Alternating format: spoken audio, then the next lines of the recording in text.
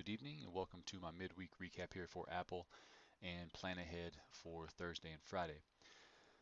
This here is the weekly price action up to this point. As you can see, there are no new notes on here. I have not taken any new trades in Apple, just simply because the weekly candle last week closed as a very indecisive candle. This was a doji cross, high volume, tells me there's a huge battle going on. And until price action leaves this area, either finds support and holds or breaks above 180.60, there's no direction at the moment. So it may need to come down and find some stronger support, which I have some drawings on here I'll get to momentarily. But over here on the intraday basis, as I said, no new notes, nothing really to talk about there. I do have my levels on here as far as supports. I have the Fibonacci levels, which are still on there according to the monthly candlestick from February. I'll be looking for 173.5 all the way down to about 171.5.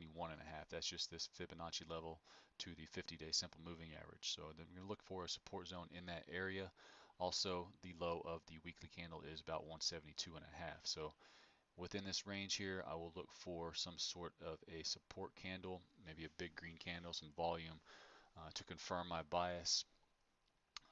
If it does break 172.5 and come down pretty fast, I will actually be looking for a breakdown play. So here to my higher time frame, clear some of these notes off of here, and this is what I'm looking at. Intraday, this is almost a very well-defined head and shoulders pattern, slight slope up to it, so it's not the most ideal, but it is at least worth trading if it does break this 172.5 level. I do have this temporary uptrend support line right here, which is more or less just a guide for the measure move of this breakdown if it does occur. I'll be looking for a measure move that's equal to the height of the top down to what is considered the neckline. Takes it down to a measure move of about 163.5. Now that does seem like quite a far drop, but if you go ahead over here and look at the daily time frame, it's not too far down. It's still just above the 200 period simple moving average.